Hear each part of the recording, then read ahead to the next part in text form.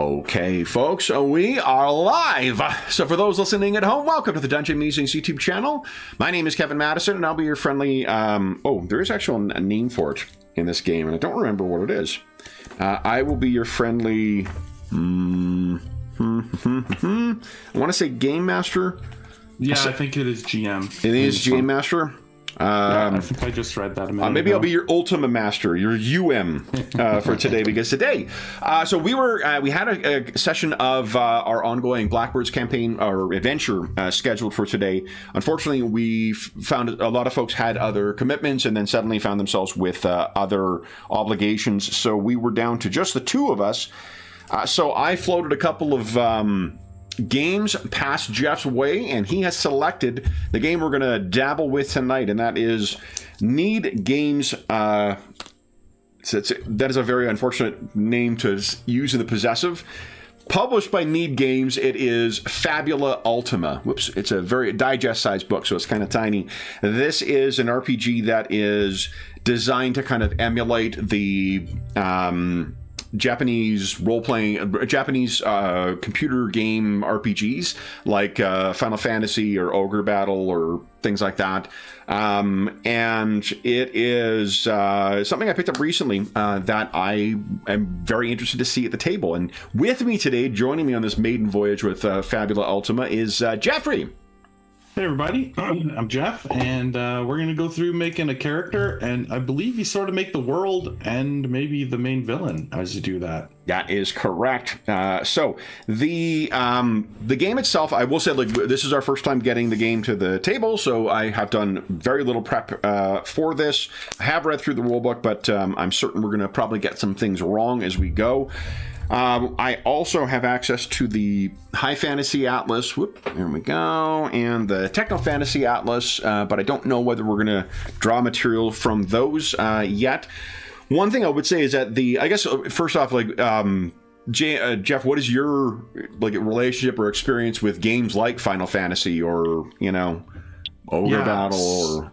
Yeah, so I was an NES player, Super NES, all the Nintendo systems, and actually all the PlayStation systems too. So I've played the original Final Fantasy, Final Fantasy 4, 7, 8, 9, 10, 11. I've played, Chrono Trigger. I've played lots of these sort of Japanese role-playing games. Okay, so you have a way better pedigree than I. Because the extent of my Final Fantasy experience is the original Game Boy. Oh, yeah. Yeah, okay, cool. I played that one, and then that was it. Like, I never really... it wasn't a genre that I played a lot of. To be honest, like, after the NES, I kind of took a break from video games until, like, the PS3 era, so I didn't play video games for quite some time, so I miss out on a lot of these. But the game is inspired by that type of thing, and there's a lot of mechanics that draw inspiration from the video games to sort of simulate that kind of thing. But more than anything, the game seems to try and simulate interesting tactical decisions and very character, personal focused things. The game says that the RPG itself is based on 8 pillars. I'm on page 14 of the core book. The 8 pillars are that there are ancient ruins and harsh lands. The world is an ancient and dangerous place. Cities and villages are separated by vast plains, scorching deserts, frozen peaks, and impenetrable forests. It's dotted with crumbling fortresses, shrines devoted to deities whose names have been lost to time. Past civilizations and ages of darkness have left behind a world of powerful artifacts and cryptic legends, as well as magical and often dangerous places. There's a world in peril. Villages, castles, and city-states are among the few areas that aren't literally crawling with monsters, brigands, and hostile creatures. I'll go through maybe just these in brief. Clashing communities. The world may be in danger, but the inhabitants are still divided by ancient grudges. Everything has a soul. All matter that forms in the world, including creatures, the earth, sky, sun, and stars, are all part of a vast flowing spiritual energy. Magic and technology are present. So in every in every Fabula Ultima world, science and magic represent two different ways of studying and manipulating reality. Heroes of many shapes and sizes. Fabula Ultima protagonists are full-fledged heroes, extraordinary individuals that possess unique abilities whose actions will shape the world. They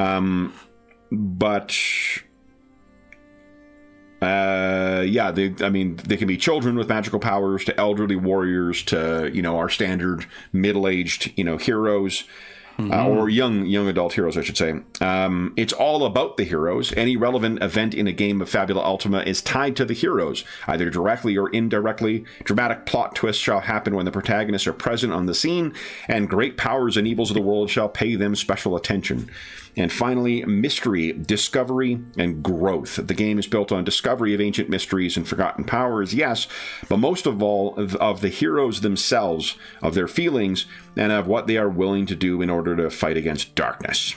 So, Fabula Ultima protagonists are complex and sometimes tragic figures, and their journey will change them forever. The next section talks about the different kinds of worlds it could be. It could be high fantasy, it could be natural fantasy, or it could be techno fantasy. Those all line up with the atlases that they're releasing, which are basically just like supplementary rules books for those different kinds of games. That's cool. Gameplay itself is using, it's not really dice pools, but I mean, you're rolling more than one dice at a time, but typically only two. One of the neat things it does is you roll, for task resolution, it's typically two of your stats. You roll the dice equal to the two of your stats. It's like Savage Worlds where you have a dice value for your stat. You roll two of those, and then sometimes, more often than not, to resolve a task, you add those together, plus maybe some modifiers to find out whether you succeed. And then there are certain functions where you take the high dice. So like damage, for instance, you make when you make an attack roll, you roll two dice. The high one of those counts as the one that does the damage. So it's a one dice roll resolution.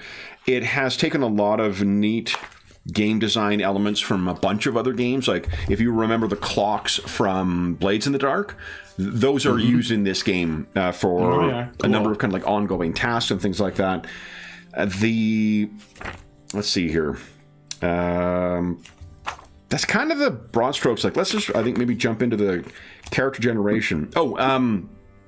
Traits, bonds, and Fabula points are something to talk about. Fabula points we can talk about later, but bonds are things that, like traits, can affect your dice results. So it's an actual, has a mechanical component to it.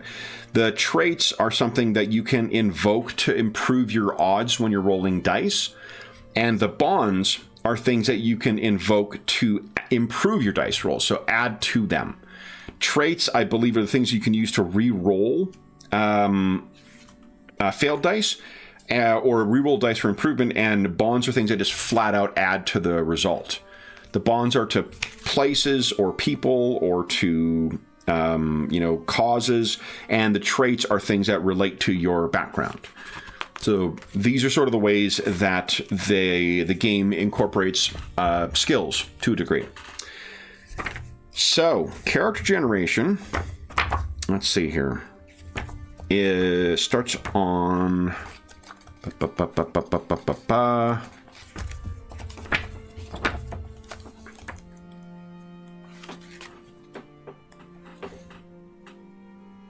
Okay. We actually have world creation before character creation. Oh, that's cool. So you figure out the world a little bit. Yeah. Before you decide what your character is in the world. That's kind of cool. Yeah. So let's start. I'm going to get or ask you to make all dice rolls if you don't mind. I'm on page 150, 150 for those who want to follow along at home. Let's roll on, first off, the shape for the world. What the heck is that? Is there a random table for that? Let me see here. I thought that there was. Let's see. Experiences and levels. Arts of villains. The GM screen booklet has some neat stuff in it. And I wonder if the... no, that's for, like, stuff for adventures. Oh, right. So first off, what... I guess I don't have a random table for this. We choose a shape for the world. Is the world round, flat? Are the regions floating amidst the clouds? Is it a donut shape in typical JRPG fashion? Or we can just decide that the shape of the world is yet to be discovered.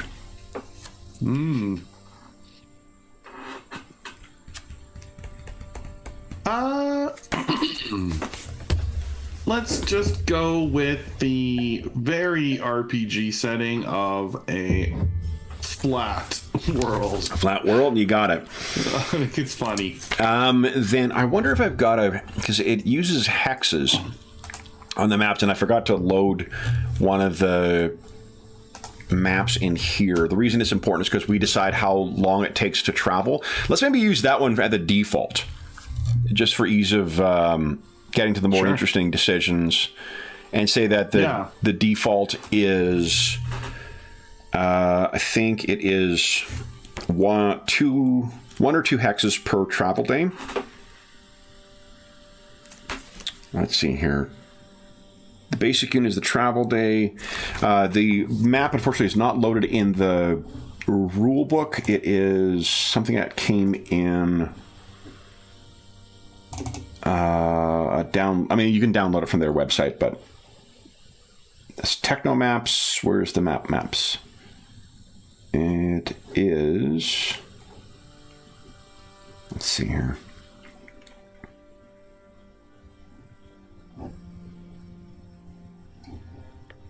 Here are world sheets. I think this is what I'm looking for. It is. All right. So at default, one travel day per one hex. That work for you? Yeah, it works for me. Okay. Then next is the roll. Now we get to roll. The roll of magic and technology. Would you give us a D20 roll?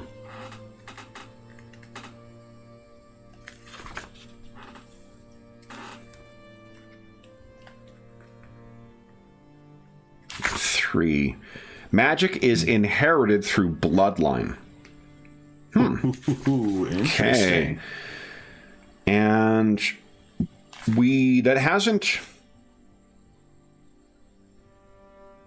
dictated our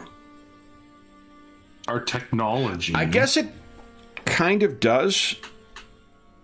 Okay, give us one more D20 roll. Let's see if there's something else that comes up. Yeah, let's see if it's something that, like, they fit together. Yeah, that relates to technology. If not, I'm going to take a look at... 16. Ooh. Steam engines are commonplace, and great golems join armies in battle. I love it. Okay, so it's a steampunk setting with golems. And the magic is through your bloodline. Yeah. Cool. And bloodline magic. All right. The next thing is create the major kingdoms and nations of your world. Mark them on your borders. Let's just concern ourselves with... Oh, it says each person at the table should contribute at least one kingdom or nation during this step, providing some details about their customs, belief, and so forth. So why don't we... Here, give us a 2d8 roll. You'll take the first one, I'll take the second one. Okay, 2d8. A 6 and a 7. So you're getting Holy Kingdom. And I am getting Tribes. Huh. Okay. Kingdoms and nations. So they're... So that means we have a holy kingdom somewhere on our map. And tribes play a role in it as well. And we know that there's a steampunk aesthetic here, and that magic comes through the bloodlines. Let's do this maybe. Let's roll. There are historical events, the major historical events. We should have at least one. Why don't we roll 2? Give us a 2d20 roll. Let's see what some events are. Maybe that'll help us understand what is going on with these 2 political factions. We might also roll 2 more kingdoms to have other places to... Okay, so a 10 and a 6. A 6 is an ancient evil is reborn. Ooh. And 10 is people have grown apathetic. Mm. So these are actually historical events. So we were rolling for historical events. So these are elements of the history of the setting, that an ancient evil was reborn. Oh, right. So these are things that have happened. Yeah. And then 10 was people have grown apathetic. You think there's a connection between those two? I mean, they do kind of fit together. So it is a matter that people became apathetic and that allowed this thing to come back at some point, historically? That might give authority to your holy kingdom if they're the ones who helped. Yeah, if they're the ones who defeated it. Yeah. I mean, maybe the whole world was sort of, a lot of, was just all tribes, and then sort of this, this one tribe who was, whatever we kind of aimed the religion at was more the religious ones, and sort of didn't fall into this sort of apathy that everyone, that the rest were. And then when this evil was reborn, they were in a position to combat it and fight this thing back. And now that sort of led to them sort of establishing a kingdom, and maybe even the steampunk, like the steam engines and all of that, has now come from the creation of this kingdom, and it's sort of spreading out into the world. And the wilds are where all the tribes still are who have not joined the holy kingdom. And what if the bloodline magic is among the tribes? Yeah, I like that. Yeah, that there were they were led by a variety of different magical, bloodlines, and then let's see what the current. Yeah, so the science, the science side, is sort of in the kingdom, and maybe that's how they defeated this evil.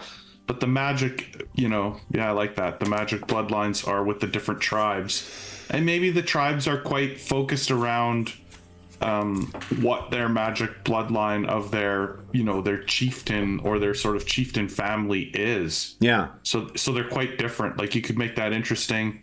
You don't have to go like totally elemental like Avatar, but like, a similar idea. Yeah, right? And there's also there is a lot of each of the different spellcasting classes in the game have a distinctly different kind of magic too. So cool. There's a thing called a chimerist, which is like a druid, shapeshifter, or wild mage. There's an elementalist who's kind of like to be honest, a George character. Yeah. There's totally. An entropist who is a chaos mage or gambler, and there is, what are they called? A spiritist who's a healer, priest, or witch, and there's one that is a kind of like a necromancer too, but maybe I'm thinking of. Oh, there's an arcanist who is an avatar, a chosen or a summoner. Maybe it's the Darkblade I'm thinking of. They're the Death Knight. So there's a lot. Maybe like the classes reflect different bloodlines, and maybe there's a mixing of bloodlines. So you could have draw your powers from multiple things if you happen to be from the right ancestry, which probably would mean that keeping track of bloodlines and ancestries and intermarriages is probably an important thing to keep track of. Yeah. Let's roll for current mysteries. Give us another 2d20 roll. Oops. Is that on the same chart? Yeah, or- we use the same chart for that and then for the threats. So 14. One of the mysteries, the world is plunged into darkness. Oh, cool. Okay. We'll talk about... And 9 visitors from another world.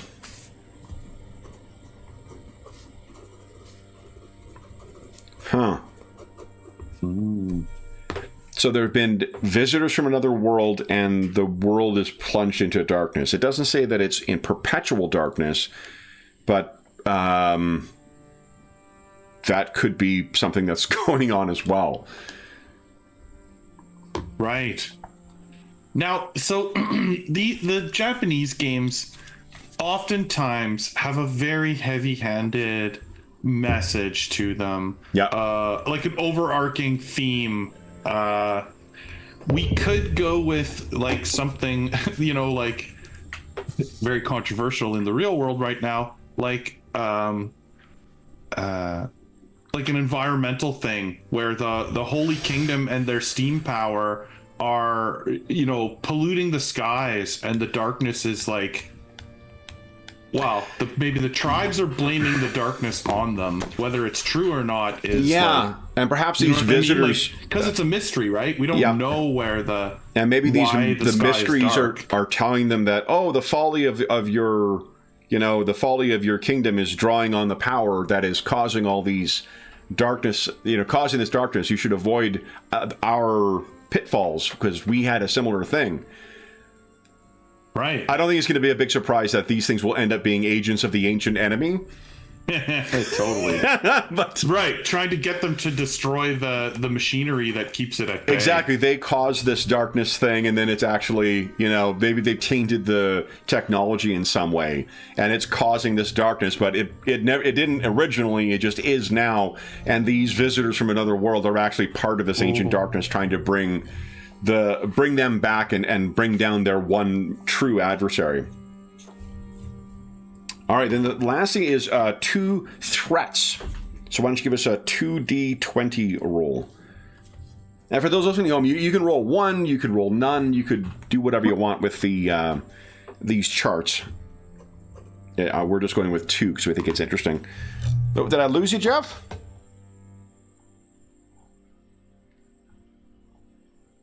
Nope, Jeff dropped out. Here we go. Yeah. Jeff, you back? I don't know what happened. That was weird. I can hear you. Yeah, you just... Everything disappeared. You fell in the darkness. I fell into the darkness. I rolled the dice and then everything went okay, away. got here. I'm going to hit to refresh on my side. I lost your camera. Let me see here. What is... There we go. Reconnect. Oh. Okay, I got you. There we go. Okay. All right. All right, so the 2 results, these are the threats. A new religion is spreading. Oh, that is interesting. Yep. And 17 is a dimensional gate opens. Ooh. Okay. All right. And a dimensional gate opens. Cool. 1, 2, I 3, like 4, this. 5, 6, 7, 8, 9, 10, 11, 12, 13, 14. 1, 2, 5. So let me think here. 50, 70. Would you give us a 1d70 roll? 7-0, please.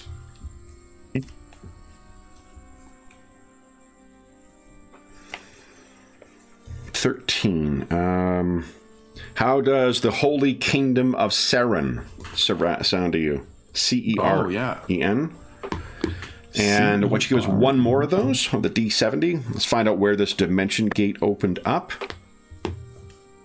61, so that'll be, let me think here, in this column here.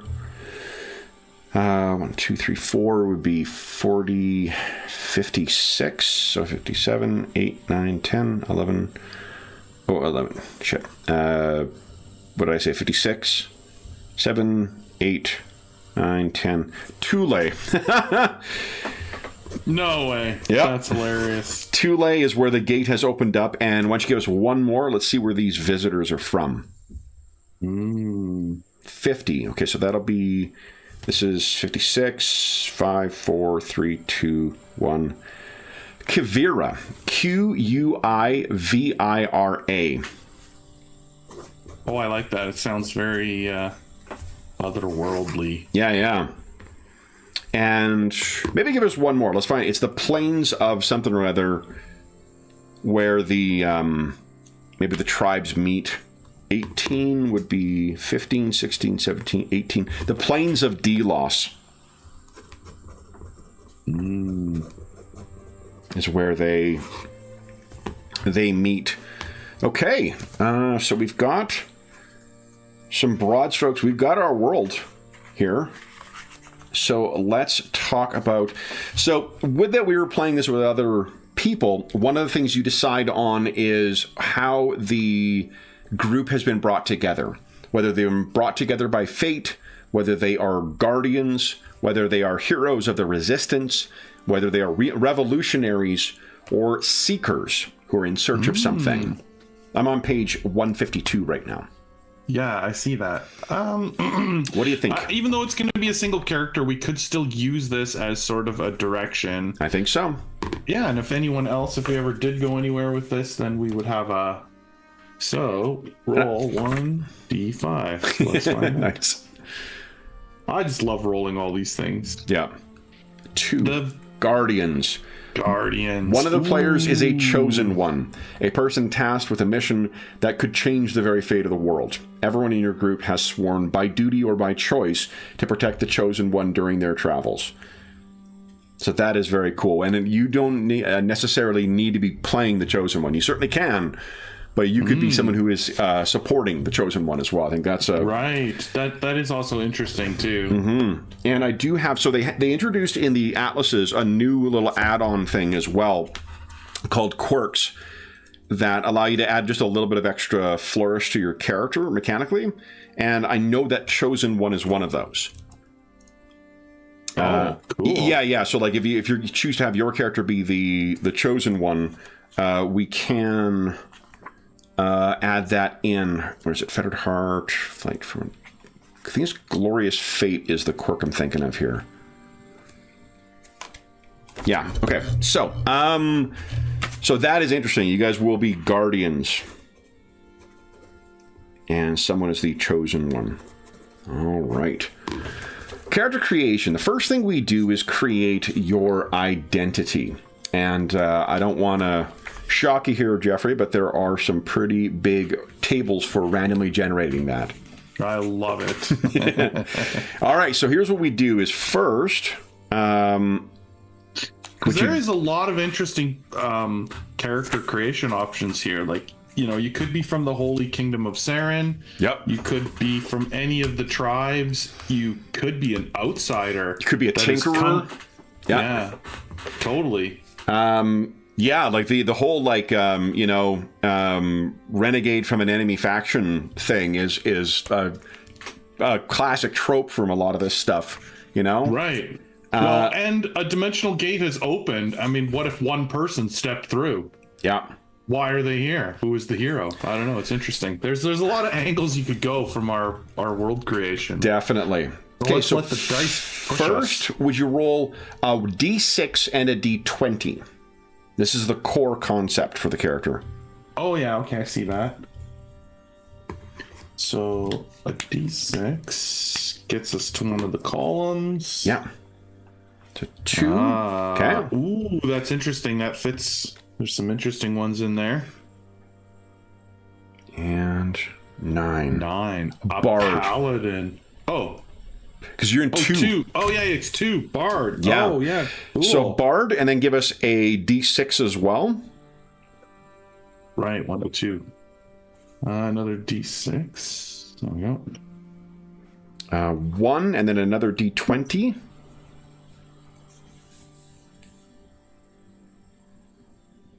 5.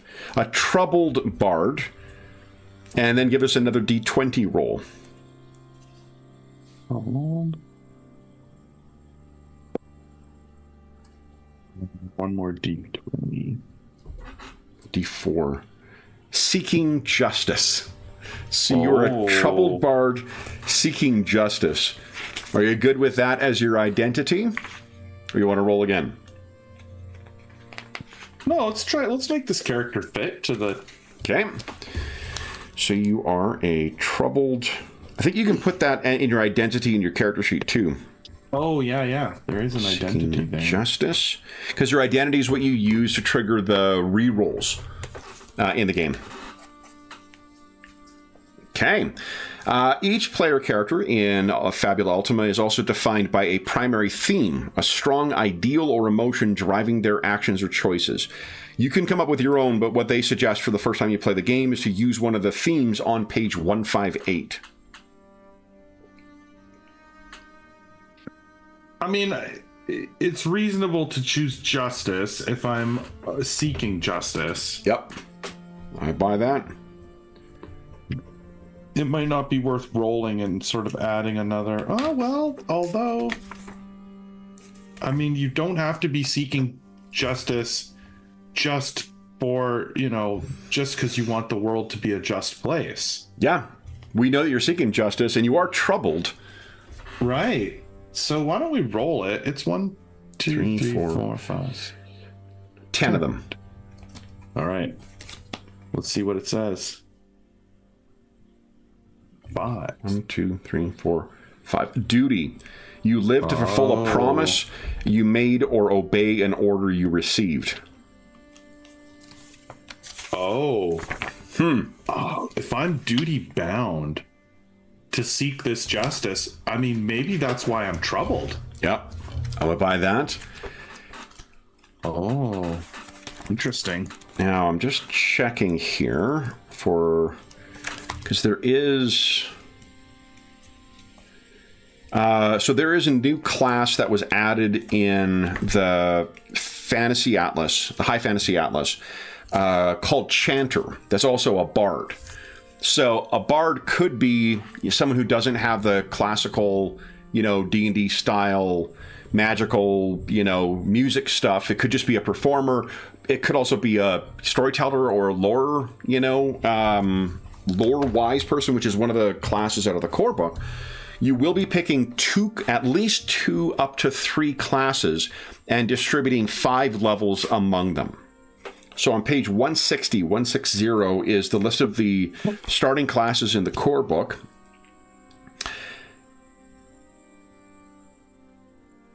But if you wish to have like that kind of magical,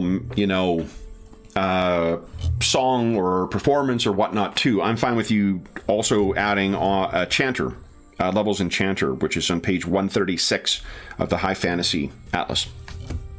Oh, okay. Because you have to pick at least one other class, possibly 2. The way that the classes work is every level you get in the class, you'll be able to pick one of the class skills. You get the default free benefits from them, and then you will also get... so each of the classes gives you a certain benefit. So there's a certain advantage to multi-classing, to getting 3 classes. There's also a advantage to specializing because when you reach level 10 in one class, you actually unlock a special ability that is better than any of your class skills. And if you want to see how these combos work for classic kind of archetypes, look on page 172. 172 gives you some classic characters like Alchemist, Black Knight, Gunslinger, Pirate. Oh, and sort of what character levels you would choose to sort of create that idea. Exactly. Yeah. Oh, okay, I see. So Troubadour is in here too. An Orator, 2 levels. Spiritist, 2 levels. Wayfarer, 1 level. Is what they give as the example. So you wouldn't even... You know what? Why don't we... Here, we'll keep... magic, spell stuff is such a... not tired, but that's what we would normally see in D&D games. So why don't we try and make this bard character using just what's in the core book? Yeah. Okay. So I'm gonna roll once on the table to see which one, and I'll choose one that fits with being a bard. But I'll roll the sort of secondary and possibly a third one too. So let's see. There are 3, 4, 5, 6. there's 15 classes here on the list. So let's roll a d15. See what we get. 3. A Dark Blade. Wow.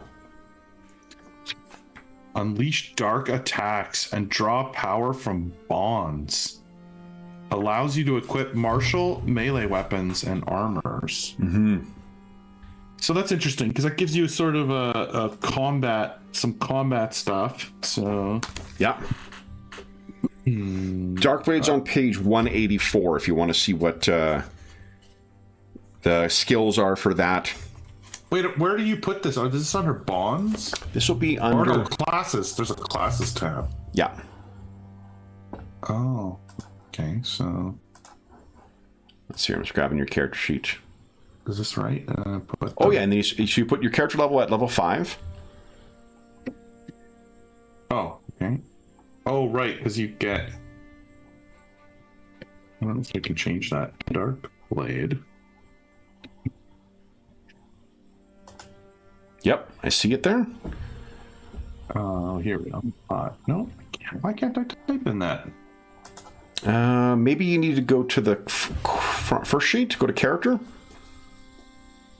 So it's not bonds, experience. Where the heck is it here? So I'm just going to click through your character sheet here. Yeah, go for it. I'm gonna roll. Or well, let's see. The one that's the most, I guess it's an orator, is the most bard based. Let me see here. Journal, magic. Yeah, it's weird. Let me see here. Can you see? Can't. Huh. So why can you not edit the sheet? I wonder if there's like a lock thing that we're missing here. Because I can't adjust your character levels here. That's high fantasy stuff.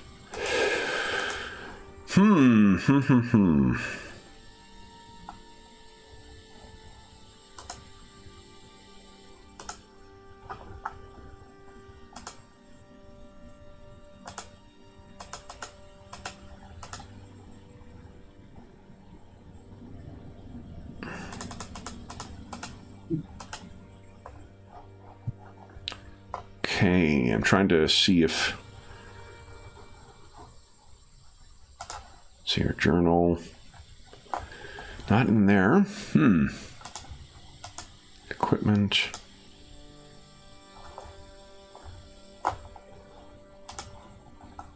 I don't quite understand how they're expecting it to... Yeah, I don't know. It's strange. There's a button for spending Fabula points, but not for gaining XP. And like I've set your XP at 24, which should automatically spend at 10. Let's see here. We must be missing something here. Let's see.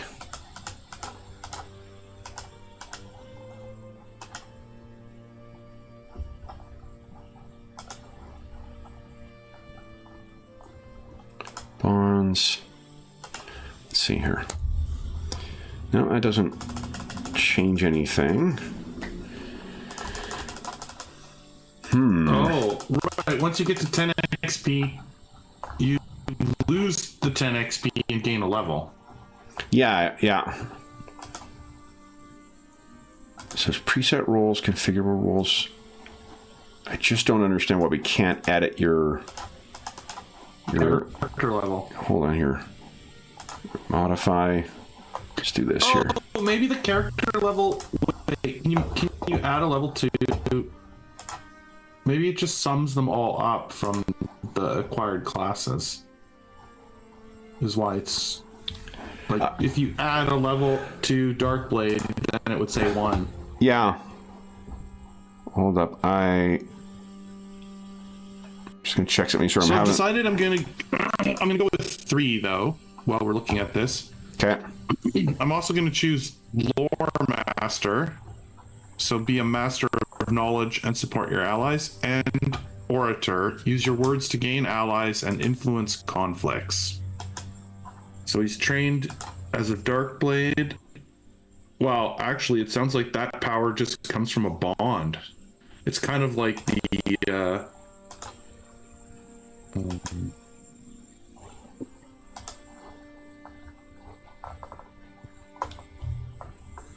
what did I say? There's a D&D character class that's like that. Yeah. Sorry, I can't think of what they're called. I'm actually having the exact same audio issue that we've been having. Oh, really? It's back? Yep. So I'm just trying to figure out why...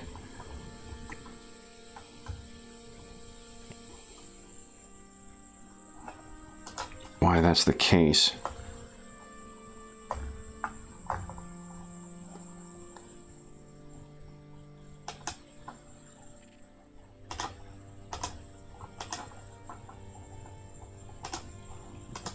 It seems Norton is chewing up a bunch as well too, but I thought it was the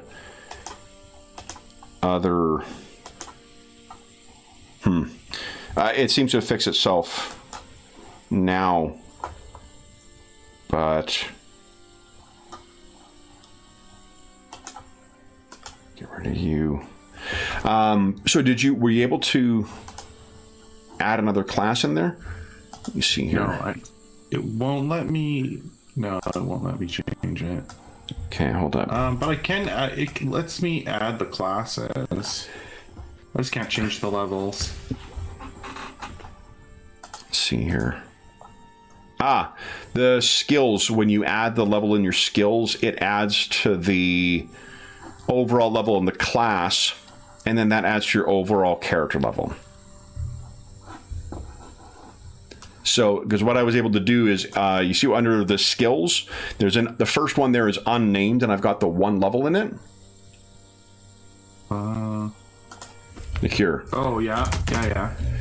So that one... I see. And then it puts you at level 1, which then puts you at... Yeah, I see how it's doing it. Yeah, okay.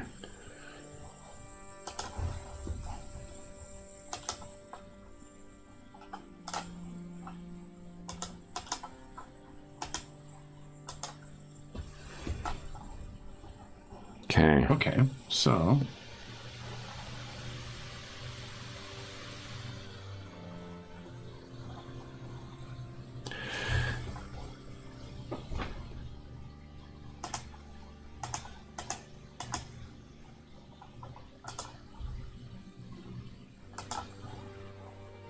So go to the section for each class.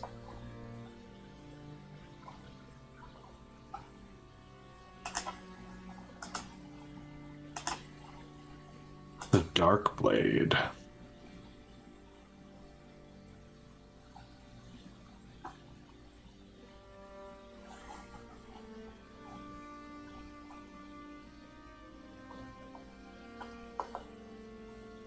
Yeah, I think I have fixed it again. It's once again Intel process that's causing the fucking problems. Huh. Anyway, I'll keep an eye on that. The Darkblade, yeah, you see we're taking the first one, so you would pick one skill out of that then. Right, okay, so... skills are Agony, Dark Blood, Heart of Darkness,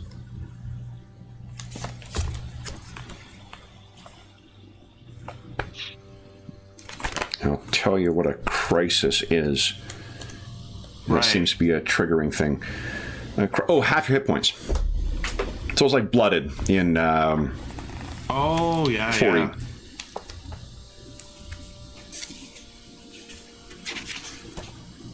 So once you get nastier, the more banged up you get. And then if there is a star next to it, like you see how Agony has a star with a number? Yeah. That means you can take it up to 5 times. Oh. Yep. So each of the numbers that are there, that's how many times you could take them individually. Oh, interesting. The character creation in the game, I think, is... the way I had pitched it to Jeff was that I think that it's a sort of easy to learn, fascinating to master. I think that's a sort of the way that this game would play out over the long term, is because I think max level is like 50. So like you have a pretty high ceiling, which means like mastering a couple of different classes over the course of your character's career. Painful Lesson sounds kind of fun and kind of fits the bard, you know, lore master, orator kind of character thing. Yeah. So what it says is, after another creature causes you to lose hit points with an attack, a spell, or any other method, you may immediately perform the study action on that creature, which is on page 74, for free. If you do, gain a bonus equal to SL, Your so that's skill like skill level. level That's to right. your check. Remember, you can study the same aspect of a creature only once. That's pretty fucking cool. Yeah, so if they hurt you, you can learn something about them, basically. So let me ask you this. Are you the chosen one, or are you bound to protect the chosen one?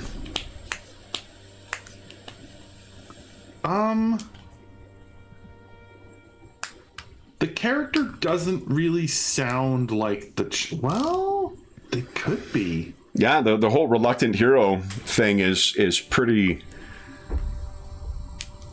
is pretty cool. Absolutely. Yeah. Okay. Yeah, I think they could be the chosen one. Love it. I like it. Okay. I think it's fun. Okay.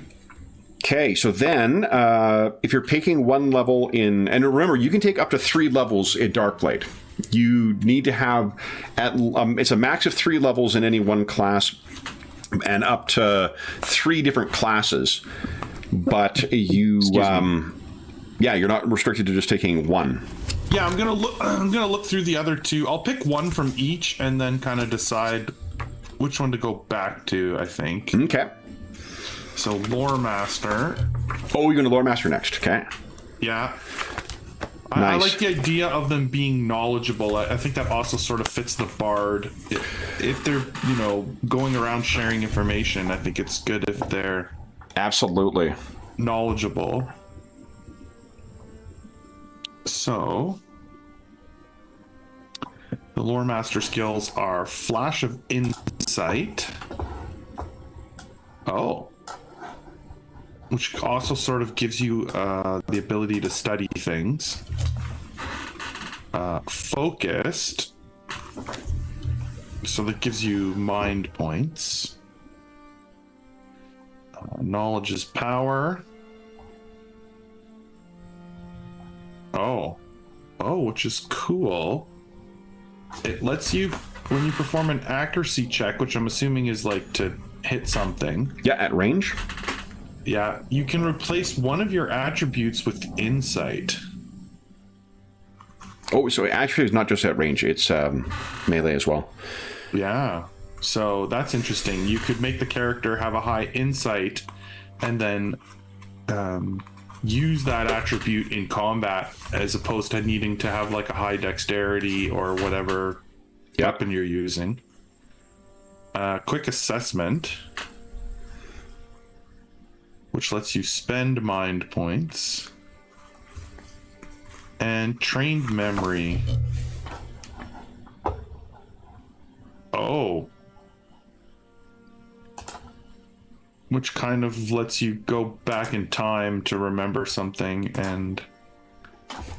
Oh, that's kind of really interesting too. I was giving you your training in martial melee and martial armor. Oh yeah, perfect. From the thing. I'm just going to set, you've got extra 5 mind and an extra 5 hit points. So... Okay, so I'm going to go with knowledge is power. Okay. To start with. Let's So if I put a level in this, yeah, knowledge is power. I guess if we were going to continue this game, you could add all the text for the skills. Yeah. Cut and paste them from the PDF. And yeah, because you can actually display the. Oh, whoops! That's the wrong spot. You display them with the dice roller. Right. Right. Like if I click on it. Yeah. Yeah. Cool. And Porter. Oh, you're taking a second one. Yeah, I'm actually gonna take 3. Nice. So just kind of experience some of them. Yeah. Oh, and it actually gives you. Oh, this one gives you mind points instead of hit points. Yeah, mind is what you use for your like spells and for a lot of your powers. Cool. So I can condemn.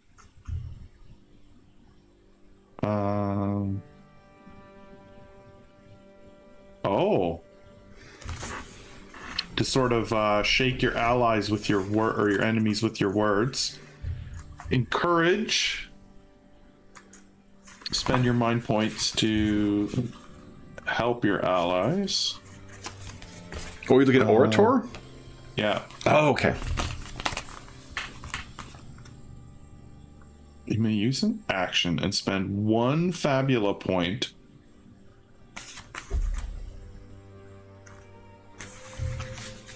Oh, interesting. Unexpected ally. So the Fabula points are something that you have like 1 per session, or what are they? It is, it's the narrative meta currency. Here we go, 96. The Fabula points, you start with 3 at character creation. If you have no Fabula points at the start of a session, you immediately receive 1. Whenever you fumble on a check, you immediately receive 1. Whenever a villain makes an entrance to a scene, each player character gets 1 Fabula point. When a player character is reduced to 0 hit points and decides to surrender, that character immediately receives 2 Fabula points. When a character invokes one of their bonds or traits to automatically fail a check, that character receives 1 Fabula point. And you spend them to alter the story, to invoke a bond, which adds the strength of that bond to your roll. Invoke a trait, which allows you to re-roll, or to use a skill. There's certain skills that use Fabula points. Yeah, this is one of them. This is Unexpected Ally. Mm-hmm. You may use an action and spend 1 Fabula point to choose a non-hostile creature able to hear you and understand you. If you do, that creature becomes helpful towards you, so long as you are kind and respectful to them and your requests are reasonable. So you can't get them to like give up their life, but it's like, hand me that sword, or whatever, right? Like you can actually get help from someone, which is kind of interesting. Yeah. Well, also, I mean, I don't. That's not necessarily something you have to use in combat either. That's true, right? So that'd be a pretty handy way of potentially just diffusing or getting around obstacles without having to engage in scrapping. Yeah, but I think I'm going to take Condemn. Okay. So you've got 1 in Lore Master, 1 in Orator, and 1 in Darkblade? That's right. Okay.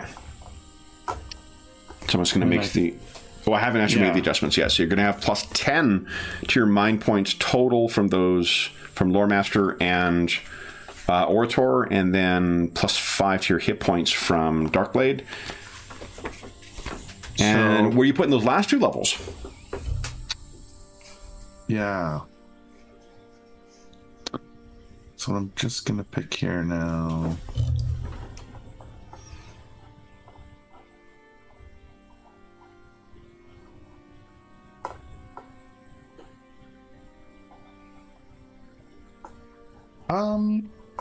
Let's go with the Lore Master's Trained Memory. That lets you go. That's the one that lets you kind of remember things with a flash of insight. Okay. So what it says is, you may perfectly recall the details of any scene you have visited within the past week. You can go back in time, in quotes, within your mind in order to examine and investigate such scenes again. Your flash of insight skill will apply to these memories as well. Oh, so you can use flash of insight inside the memory. I just like the idea of this character having a long, a long memory of, especially when they're, this sort of painful lesson, and like, you remember every painful lesson you've learned in life. Yeah. Sort of makes you into a troubled character. Yeah. Okay, and then I'm gonna choose one more, I think, from Dark Play. Okay. So let's just scroll back up real quick. So while you're doing that, let me make the adjustments to your stats here, because I didn't finish that. Here we go. Added so you got extra 10 magic points and an extra 5 hit points.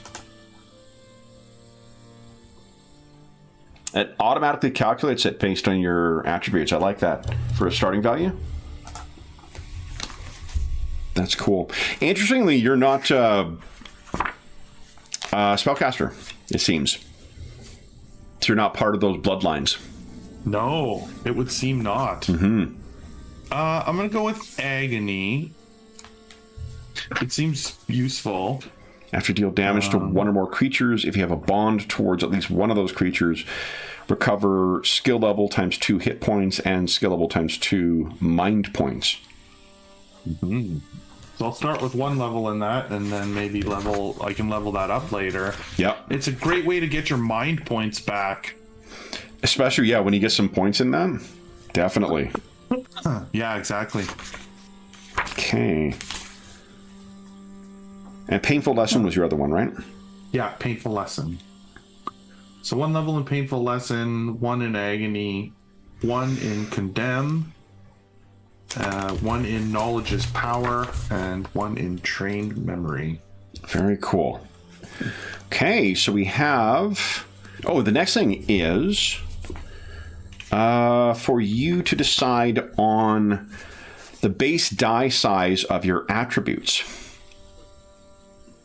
So you pick from, I'm on page 162, you have a series of options here. So you got Jack of all trades is a D8 in all 4, average is a D10 in 1, 2 D8s, and then 1 D6, or specialized is D10, D10, D6, D6.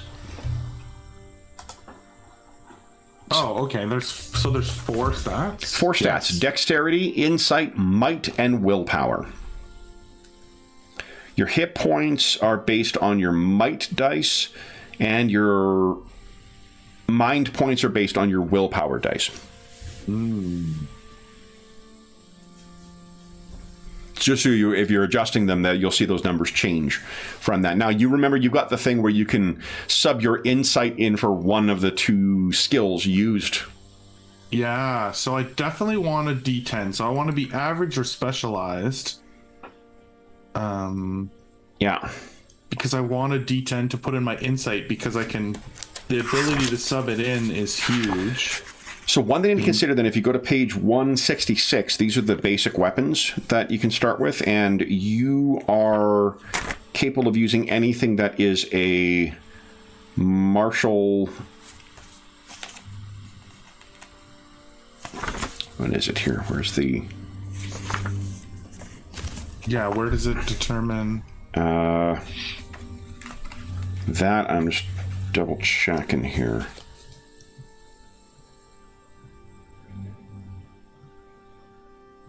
I always feel like bards should have swords. Yeah.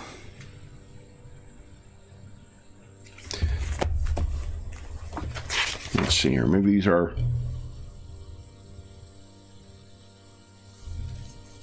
Oh, a martial item is something that has a red star next to the name. So if you look at those weapons like bronze sword, great sword, katana, rapier, they all have stars next to them. So those are martial. Plus, I could use insight plus insight. Yeah, so like if you look at the accuracy, you could sub out one of those things, and yeah, you could duplicate insight and insight. Yeah, which is kind of cool. So I'm just going to reconnect. I lost your camera once again. Oh yeah, because it did say that on the thing that you could. One of the examples was double insight, so that's cool. Yeah, why don't I use a katana? Okay. I like that it's all insight though. Yeah, and I think you can't use shields. Yeah. No. Okay, so there could be the reason I mention that is because if you want to use like the illustration for the Dark Blade, it's got that big fuck off sword. Yeah, why don't I go specialized and go. Oh, but you're right. I see what you're doing. So you can stack up the double insight for it, though. By using. Right, so he's still good at using the weapon. Yeah. So I'm going to go D10 in insight and D10 in willpower. Okay. And then D6 in the sort of physical attributes. Yep. You know. Okay. So you're kind of Elric-ish. Yeah. Okay. And then what weapon did you say you're thinking of using? I was thinking about using a katana. Okay. So if you go to the equipment, I think, tab, or maybe it's on... No? Yeah, there you go. Yeah, there you go. There it is. Yeah. Yep. So you can fill in your weapon. Yeah. And the HR is the high roll. So with katana it would be, I guess, insight and insight plus 1. And then it's high roll plus 10 physical damage. Almost two-handed as well. Insight plus 1. Yep. And then high roll plus 10. The HR plus 10 under damage. Oh, wow. So what's HR? High roll. The high roll of the two accuracy rolls? Exactly.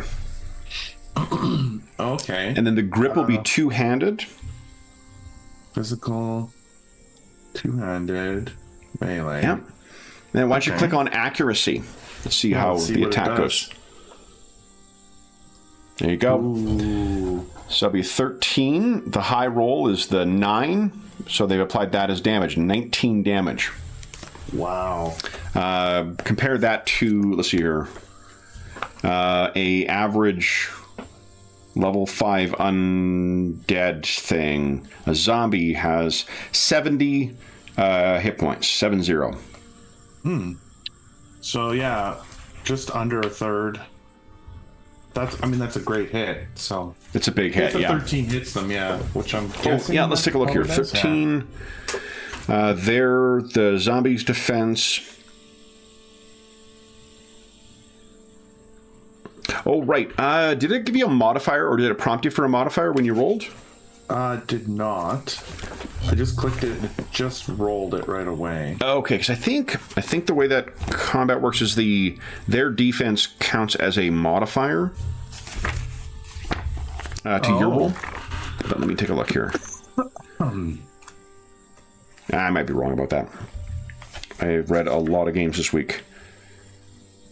Oh, no, it's so it's equal to their current dexterity die size. So the zombie would have been... Where are you? Here we go.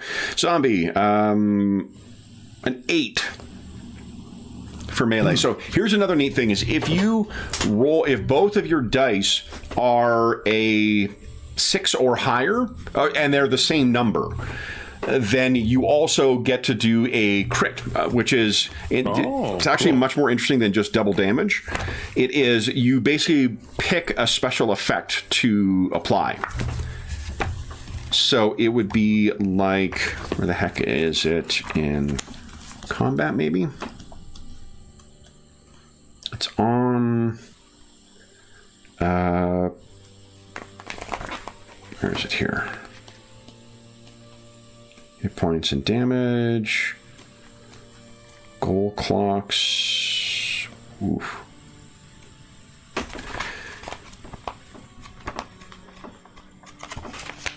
Oh, I see. You start with 500 zenith to shop. Yeah, and then you also get... Don't you get a basic... Oh, yeah, no, you'd have to pay for those, I guess. Forgive me. I thought that you started with a basic amount. But there's really only the weapon and the armor to buy at the start? By default, you can only purchase basic weapons and basic shields. Yes. The reason being because the way inventory works in this game is if you go to go to equipment or backpack, I think. Oh yeah. So you'll see you have your zeniths listed there, and then you have your inventory as well. Where the heck is that listed? Because what you do is you carry around a certain amount of inventory points, and you just choose how you're spending those points.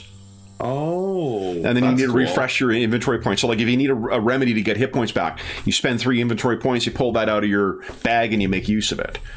Right. You don't have to carry around a certain amount of, this, that, or whatever. You just draw on it when you need it. Maybe go to stats, see if it's there.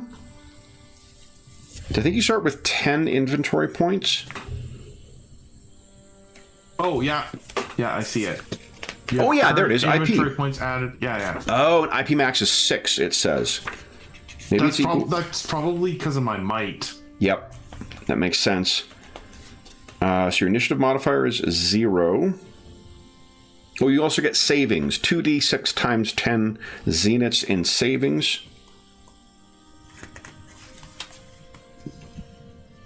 Yeah, inventory points. Oh, inventory points is actually always equal to 6, it says. And you always start with full. The 500 zeniths is to purchase your starting equipment. Yeah, and then the savings is your other. Yeah, it's like your other money. Okay. So let's see here. So you can put your current IP at 6. Because you've got your full amount there. And then if you need to see what you're spending it on, you go to the backpack and it'll show you what everything costs there. So I would have 10 current mine points. No, 10. No, you would have 64 actually. See where your max is? Oh, yeah. 64 mine points and 54 hit points. Oh, right. That was the added amount. Exactly, right? From your classes. Okay. There we go. And just making all the numbers right. Yeah. Yeah. While we're here too, let's do your defense is equal to your current dexterity die size. Unless I buy armor. Oh, that's actually set. Your defense and your magical defense is set already. And then, there's a certain armor will, I think, add to it, and certain armor replaces it. Yeah. So I was thinking I could use... There's something called runic plate, which just sounds so cool. I like it. And I like the idea of magically enchanted plate armor. So you're going to put your initiative, your added initiative will be... armor initiative, it takes care of it. That's awesome. So it'll be -3. It is martial. So it's martial. Oops. Initiative is -3. Yeah. So it makes you slower. The defensive bonus is 11. Oh, maybe it needs the +11. Sure. Well, it won't be plus because it's not adding to it; it's replacing it. So I think if you take can you take the plus sign out? Yeah, it's just typed in there. Okay. And then this is insight and +1. So I think that one you can just put +1 because it'll always use your insight. Oh, it will always use insight. Okay. Yeah. Whoops, not right, like that. Perfect. And let's go back to your main sheet stats. Let's see here. There you go. Yeah, move the initiative 11 down. and 11. Cool. And look at that. Yep. Okay, so the sheet's working pretty well. Okay. And you've got your inventory points set. You got your thing. You have, I think, 50 zeniths left over. 50. Anything else you want to pick up? Yeah, that is just to purchase equipment. So I could maybe purchase like a small weapon, like a little dagger or something, I guess. I actually don't think you... No, it's expensive. Yeah, shield dagger's 150 zenith. Yeah, so the one, that's all I got. The one sword and the armor. Okay. So I guess you just lose the 50 zenith. Let's see here. If you... I believe... I mean, that's the way I'd do it. Because I think that's just like... Get up to 500 zeniths. Any leftover zenith from the previous step is added to these initial savings. Oh. Oh, look at that. That's generous of them. So you'll have 2d6 times 10 plus 50. 50. Slash roll 2d6. 60. So 110 zenith saved right now. And that was on backpack. Yeah. 110 zeniths. Very cool. So do you use those for your inventory points or no? No, but what you can do is when you're in town, like there's a travel mechanic in the game, and then like when you're in town, you could do kind of like downtime activities, and you can buy more inventory points with that. Oh, okay. Yeah. Yeah. And let's see here. I think we've got the stats all done here, so we need a name and we need to talk about, your bonds as well. Where are bonds? Theme, origin, classes. Are bonds under the group?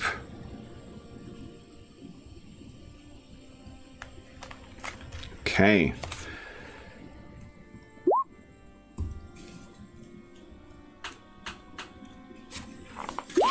Let's see here. Oh, there's more random tables for what brought your heroes together. Oh, you're picking the name? Yeah, I was rolling for the name. Nice. I don't know. 27? Is there 32 in each column? Yeah.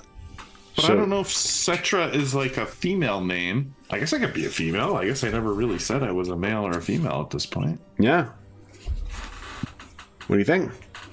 Yeah. I mean, I don't know. I'm going to go with the roll. Okay. Now, Cetra. let's see about... I'm just going to see if I can find a quick answer about bonds. Wow. I mean, I obviously have some kind of bond. I have several bonds. I'm bound by duty. I'm bound to whatever is my dark blade bond, right? Yeah. So let's see here. Bonds 35. Creating a bond 57. Let's see. All right. Bonds are generally created during resting scenes through opportunities or due to specific skills. Whenever an effect in the game allows you to create a bond, you may add a new bond to your character sheet and immediately tie a single emotion to it. That means all bonds start with a strength of 1. You can have bonds towards characters, nations, kingdoms, organizations, or even religions. And the emotions... it's like 3... binary sets of emotions: admiration or inferiority, loyalty or mistrust, affection or hatred. So you would pick something and you have one of those emotions that you're feeling towards it. Even if the character dies or leaves the stories, any bonds the characters had with them will remain until erased. That's very cool. So Cetra, where do you think in the world that Cetra's from?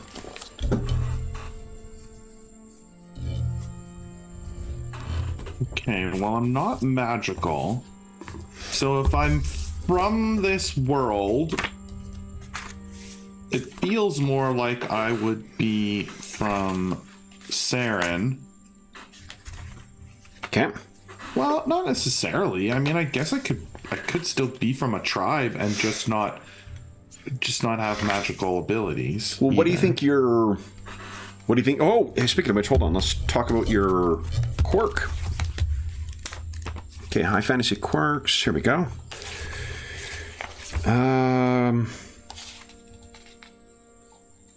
Okay, so Glorious Fate is the one I'm looking at here. When you... Let me make sure that there isn't a... Where is the quirks? Quirks on page 119, 119 of the High Fantasy Atlas. Oh, this is a special thing from the new one. Yeah, the quirks, each of the atlases add in a bunch of quirks. And let me just see if there is a chosen one. I thought I saw there was one like that was actually called that, and I don't know if it's in the Techno Fantasy one or in the High Fantasy one. Let's see here. Techno Fantasy, Heroes, New Options, Quirks. Here we go. Okay, Agitator, Cones, Enigmatic Relic, Planet Oracle. Love it. No, okay, it's not that. So I think this is the closest one. There's a prophecy surrounding you, a prophecy of hope for a better world. Who spoke or wrote of that prophecy? Do you embrace your destiny, or are you crushed by its weight? Did someone plant seeds of doubt in your heart? At the end of each session, before assigning XP, think carefully and honestly about what happened during the session and choose one of the 5 options. The choice is yours to make, but it's often a good idea to talk about what happened with the rest of the group. Number 1, the prophecy was fulfilled. Number 2, you acted in accordance with the prophecy. Number 3, you acted neither in accordance nor against the prophecy. Number 4, you acted against the prophecy. Or number 5, the prophecy can never be fulfilled. And the worse it gets, the more Fabula points you get. So, like, if the prophecy can never be fulfilled, you lose the quirk, gain 6 Fabula points, and gain a heroic skill from those available to your class. If the first or last option is chosen, the role of prophecy in your world comes to an end. Even if later on in the campaign it appears that a situation might match the words of the prophecy, the effects of this quirk will no longer be in place. So here's an instance. If you act in accordance with the prophecy, fully restore your hit points and mind points and recover from all status effects at the end of each session. Wow. If you acted against the prophecy, you gain 1 Fabula point. And then if the prophecy is fulfilled, you lose the quirk, restore full hit points and mind points, recover from all your status effects, and gain the heroic skill. Cool.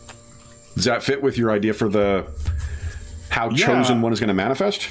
I think so. Okay, so then if you go to the AHF, that's the Atlas for Heroic Fantasy. Oh yeah, I'll have to download that one real quick. I think it's right next to Journal in the character sheet. Oh, here. Oh, it's on the sheet. Okay, yeah. So your quirk is Glorious Fate. Oh, I see. Yeah. And if you want to reference it, it's in the Atlas of High Fantasy, page 119. Okay. So where do you think... yeah, sorry, did you decide, is it a she, a he? No, they, I guess? Atlas of High Fantasy. Sorry, what page did you say it was? 119. I'm just putting it in the description for now so that I can find it later. For sure. It's a great question.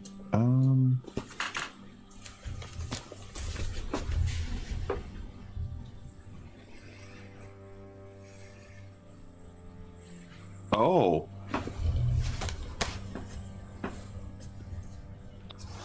A cetra is a musical instrument. That works out really well. That's interesting. Yeah. So I guess it doesn't technically... It's like kind of like a little guitar looking thing. Okay. A stringed instrument. I guess that doesn't really dictate if I'm male or female. Why don't I just roll it? Okay. 1 male, 2 female. Okay. So 1d2. Female. Female. Okay. there's not even a spot for it on the sheet, so I think it's under journal, maybe. Oh. No, it's characters. Oh, no, it should be under character. No, maybe not. Huh. Stats. No, that's for... Backpack. Classes. Journal. No, I don't see anything specific to it. Okay. Oh, wait a minute. Under my classes, it says I'm level 4, so which one did not add a level?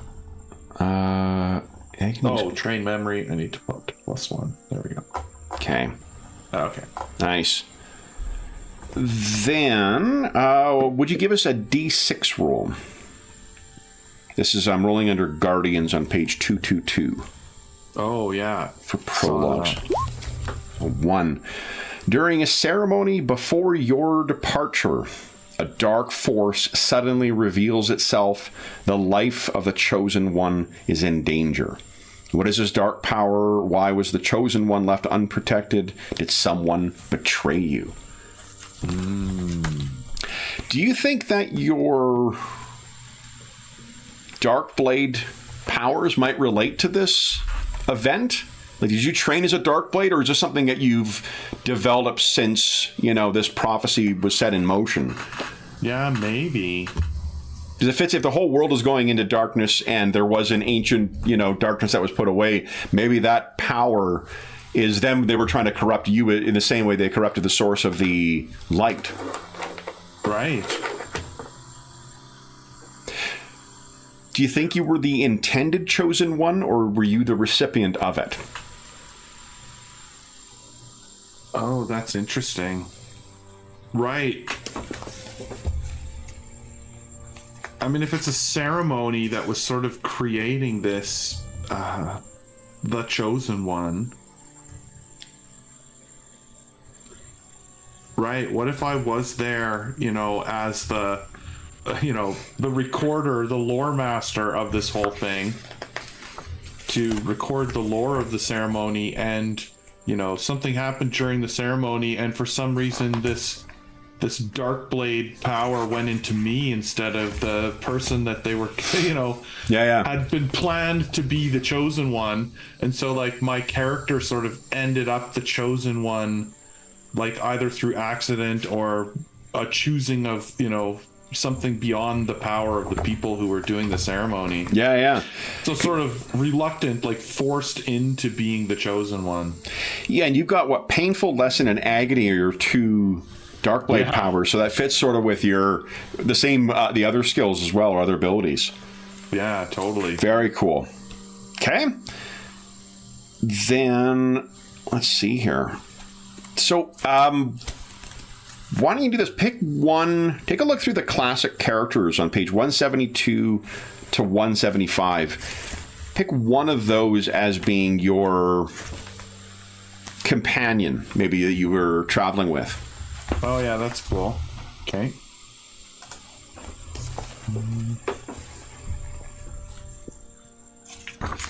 And I think with the setup we've got for the world, any of these would fit.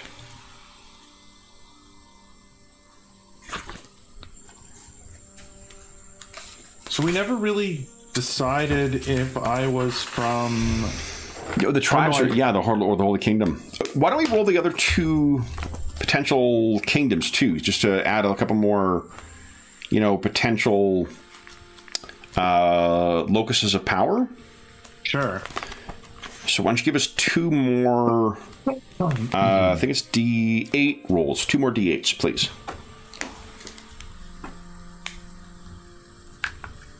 The background image with this giant, powerful city thing, like I picked that kind of at random because I thought it looked kind of, JRPG-ish. Yeah, totally. But it kind of works as being Saren now.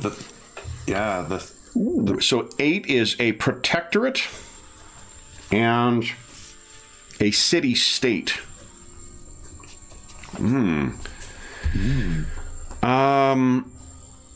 what do we say? A D70, I think. Why don't you give us 2 D70 70 rolls, please? See what the names of these two things are. A 35. So let's see here. It's 28, 29, 30, 1, 2, 3, 4, 5. Koga. The Protectorate of Koga.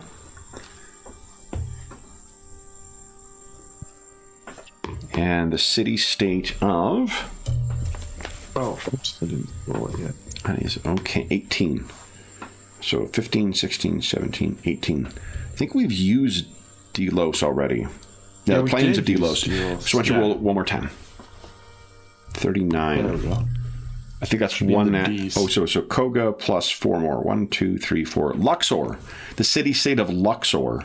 Oh, I like that. Yeah, me too. So when I think of the city-state, it strikes me that it's not something that's like particularly built up like a nation or whatnot. So maybe it's like a magocracy where one of them set aside their traveling around and whatnot, but they're still not like nation builders. So the power of this one tribe is out of the city-state of Luxor. Yeah, I like that. Okay. Okay, so here's what I'm thinking. Yep. That I'm from one of the tribes, and the tribes had all sent, like, each tribe had sent like a representative to Saren for this ceremony that was sort of gonna anoint the chosen one to combat this new mystery. Yep. Right? This coming darkness. Do you think they sent people of the bloodlines or someone free of the bloodlines? I think it was different. Like, each tribe chose someone different, and I was sort of this like orator and lore master from my village, so I was chosen because of my memory and my ability to sort of, because I have that ability of like that lets me remember events very well. Yeah. So like I would be able to retell the village the tribe exactly what happened at this ceremony, and like sort of I'm the person who will remember it and tell it in great detail, and be a historical person to remember it. And so maybe who I'm traveling with was just someone from a nearby tribe. We're friendly, we're friends, whatever, and we traveled together to Saren to come to this ceremony. Okay. Where this incident happened that left left Cetra as the chosen one instead of the person from Saren who would have been chosen. Like the city of Saren would have chosen their champion. Yeah. What if it was also like there was this sabotage that was going on, and that's what maybe you or your ally tried to like, no, you can't, and then accidentally you became the chosen, but you were also infected with the darkness that killed the selected chosen. Yeah, that killed the chosen. Mm-hmm. Or the selected chosen who never fulfilled their... Okay, so... Any thoughts on the Protectorate of Koga? So, like, what is a protectorate? What does that mean to Protectorate you? makes me think of something more... maybe a client state, but an independent kingdom.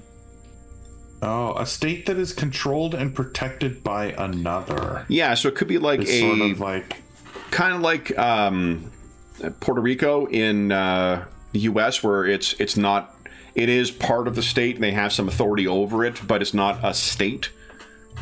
Small S state as opposed to a high S state. So I'm using the same word to say two different things. The Protectorate, I would think, would be something like, maybe it was a similar. Maybe there used to be more city-states, and Luxor is the only one that remains.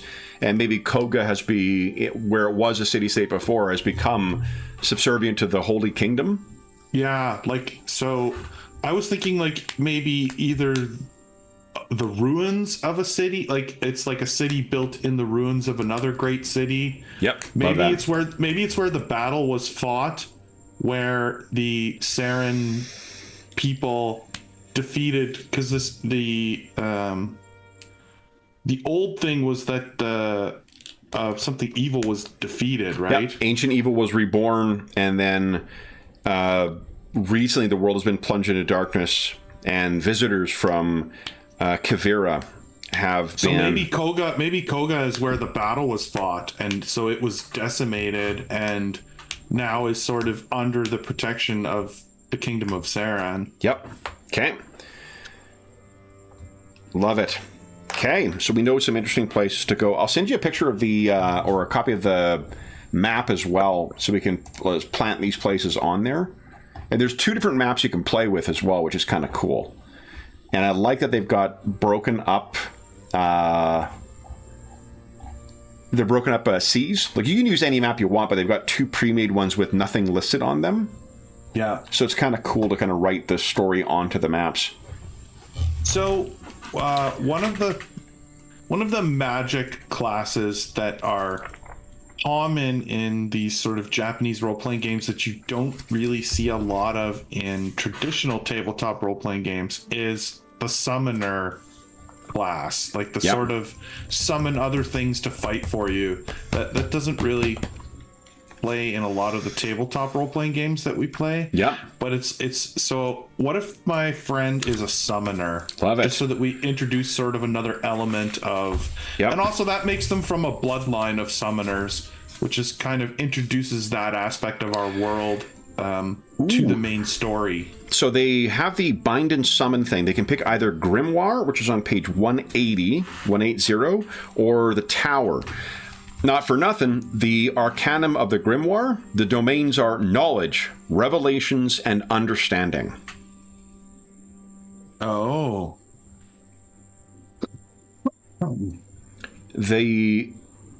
When you merge with the Arcanum of the Grimoire, you're able to read, write, speak, and understand all languages. You treat insight as if it was 1 dice higher to a maximum of D12.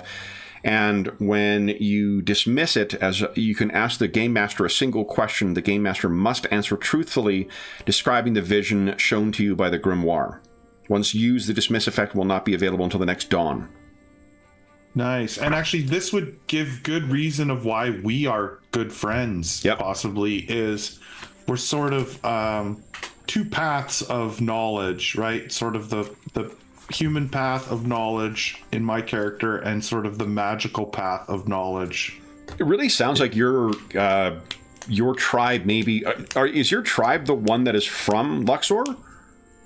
Like one of the... Oh, yeah, maybe. Right? Like, passing down knowledge, one of those things is... oral traditions are a customary part of like nomadic peoples. But if you're if you're actually studying beyond that and having a body of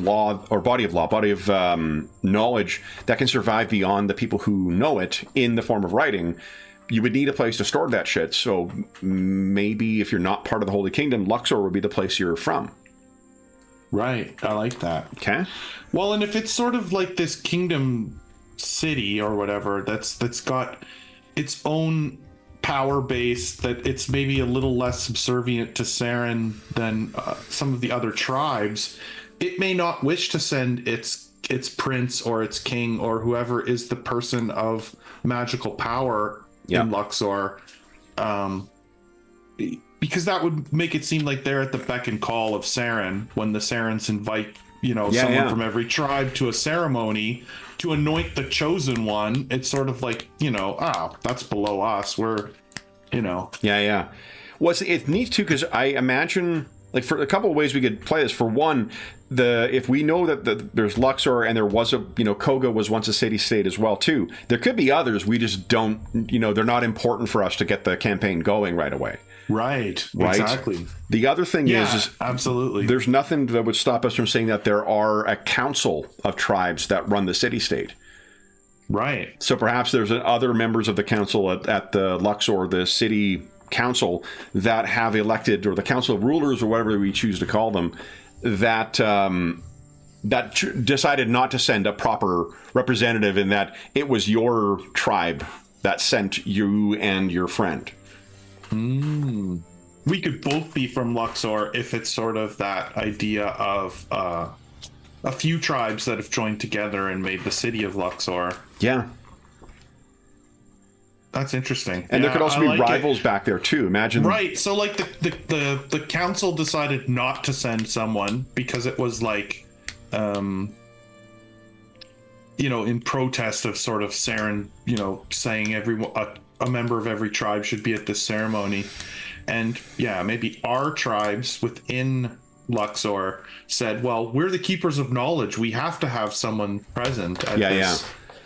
You two go secretly, so we're probably lower level people, not top level people. That wouldn't be missed if we were sent to go to the ceremony. That puts, I think, an interesting dimension to it too, because if you did it against the will of the council, that's a problem you're going to have to deal with at some point. Yeah, I like that. So it leaves a little bit of trouble in Luxor. Definitely. Okay. Separate magical and I like the idea of this sort of bookworm, studious character getting sort of thrust into the central fight of definitely the world. And then the two magical spells that the summoner has are Barrier, which is use a projector soul to create a barrier that protects people from attacks, and Mercy. Until the spell ends, if the target would be reduced to 0 hit points, they are instead left standing with exactly 1 hit point. Once that happens, the spell ends. That's cool. Oh my goodness, that is so cool. That absolutely fits protecting the chosen one and fitting with my my skill of what's it called again? The one where I take damage and then I learn about them. Oh, painful lesson. Painful lesson, yeah. I mean, talk about being protected for the ultimate painful lesson, Definitely. All right, let's see here. I was just checking to see what. Oh yeah, the Arcanist. That was what I was looking to see what his other power does. He also has. When he summons an Arcanum, he immediately recovers, or they immediately recover. Skill level plus hit points, which I think is 1, so it'll be 5 hit points. Yeah, and again, you got 50 levels that you can go up to.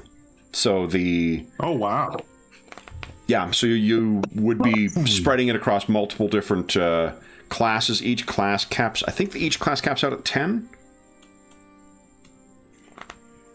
Which is neat how they've added extra classes as well, so you can expand. So the summoner's name is Zima. Love it. With a Z or an X? Yeah, with a Z. Z. Zima. Okay. Male or female? Let's do the old coin flip. Coin flip, okay. Female as well. Also female. Okay. Very cool. I love that it's relatively easy to manage an NPC in the game too, because there's not, not a huge amount to it. Awesome. So we know what. Success level 2. So actually, Zima heals 10 hit points when she summons the power of the Grimoire. Cool. And interestingly, her willpower is capped out, not her insight. D10 in willpower. All right. Okay, I really like this game and how the world comes together as you make it together. This is right up my alley. I had a distinct feeling. When I read the game, I specifically had you in mind of I think Jeff is going to love so much. I think a lot of the roster players are going to enjoy this, but because of the random elements and the piecing the stuff together, I didn't even know that you had a history of time with the Final Fantasy games. Yeah. So that's just an added... I mean, look at that. Look at in 2 hours what we've sort of put together here. It's a pretty fleshed out, interesting world and backstory and everything. Well, I'll do you one better. Let's see. about... Where is it here? So I guess I would have a bond. Do I start with a bond with No, Zima then? bonds are things you could develop. I guess it depends on where we start our adventure. Skills, danger, discovery. Where do you think the adventure would start? With you sort of fleeing the city? Like the capital at Saren? Would it be you in hiding after the event? Would we start with the outcome of that? Like start with the... It sounds like you've got some at least... You know, you got your armor, you got your whatever now, so maybe it's not immediately after that? Yeah, I like the idea. So I like to think in terms of like, what's the cutscene that the game shows you for the first 5 minutes? Yep. You know, and I think that it would be sort of that, like the characters traveling to the ceremony would be like while the credits are running, like, you know, the whatever, it would just be them traveling the world, so you get to sort of see the world. Yeah. You'd start in Luxor and sort of travel to the capital of Saren. Yeah. And they'd arrive at this ceremony, and then it would sort of play the, like, you know, the whatever you call those things, like where they just show you what's happening in the game. Oh, like the cutscene kind of thing, or whatever you call it. Yeah. And of our characters there at the thing, something goes wrong at the ceremony. You know, we intervene, or we get pushed in, or whatever happens. This character's killed. This dark energy goes into Cetra, and you know, like, and I think we would flee the city, or maybe the game would actually start with us attempting to flee the city. You know, it would be like a chase out of the city. Well, I'll tell you what we're going to... So right? next time we find an opportunity to play this, what we're going to start with is you in the summoning chamber with creatures of darkness having spawned that you'll need to deal with immediately. Nice. Okay, like right after the ceremony. Right after the ceremony. That way, it's gone haywire. If we happen to have other players who are there, who are available for it, we can have them pick. We can have them generate their own character, or we can have them pick one of the pre-gens, and then we'll fill in the other information as we play along. Right. You know, with them sort of filling in the little cutscenes of filling in their backstory. Yeah. And how they become sort of members of this guardian group that must now deal with. Well, if they're in the same room, they must have some reason for being there, and they must have something, and it may have been to your purposes or counter to your purposes. Yeah. What we can say too is that when we do pick up next time, if there is any other players, we just have them roll a new faction or a new city or whatnot, and we plunk that somewhere down on the map. Absolutely, yeah. Yeah. Awesome. I like it. Well, that was a lot of fun. Why don't you roll an attack for us too? Let's just get to... So that's under equipment. Yeah. Here we go. The katana. Oh. So that's 20 damage. That would be a huge hit on a level 5 zombie. That would take him... Let's see here. I love the idea that the katana, like, before this event... Yeah. Was like way more like a ceremonial katana that was like, it's not something she would have fought with really before. And now once this sort of dark blade power has flown into her, it's sort of this insight, this pure insight to using the weapon that is not something she would have done, you know, even 10 minutes before the dark blade sort of flowed into her, right? That's incredible. Yeah, we're gonna have to play this again because this sounds like a lot of fun for a setup. Yeah. For it. Awesome. Cool. So, any closing thoughts on Fabula Ultima? Yeah, I think I'm gonna buy this game and I'm gonna talk to some of my friends about playing it because I think I have 2 friends who I play with here, like local game. Yeah. And I think this game is exactly what they would enjoy. No, well, I will pitch to like JRPG. This is the GM screen for it. It is super nice and sturdy. It's got everything it's extremely helpful, all the different rules and whatnot on the inside. And then it's just a gorgeous looking little thing as well. And it comes with a booklet that's got some other random tables for adding plot elements in. And for like discoveries as you're traveling, and interesting qualities to add to different items as you find them in the world too. So there's some great, I think it's a really, really good GM screen and source book. So that's awesome. There's no better, endorsement of a game than I want to run this for people or I want to play this, Yeah, totally. Awesome. All right. So then for those listening at home, thank you so much for joining us. Episode 4, our impromptu session of character creation for Fabula Ultima.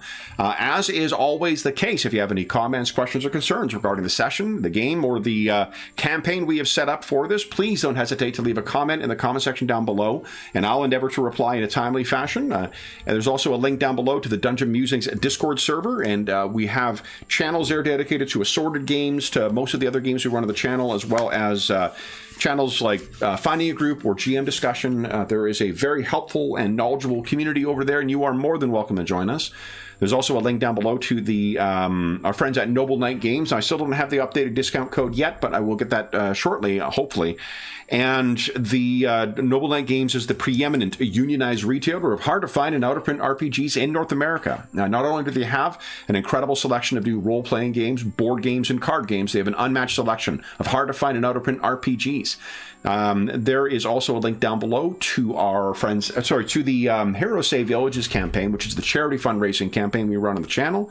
It benefits the SOS Children's Villages International Charity, a really incredible organization active in over 130 countries, benefiting over 80,000 orphaned and abandoned children. All donations through that link go directly to them. None of it goes to the channel or any other middleman. It just goes to benefit the kids who are serviced by SOS Children's Villages International. And it's a small way of saying thank you. If you've donated $25 or more since the start of the year, then head on over to the Charity Initiatives channel on the Dungeon Musings Discord server and cast your vote this weekend, actually, because we'll have it coming up this weekend for on Sunday. We'll be opening up voting on the next of our mashup sessions.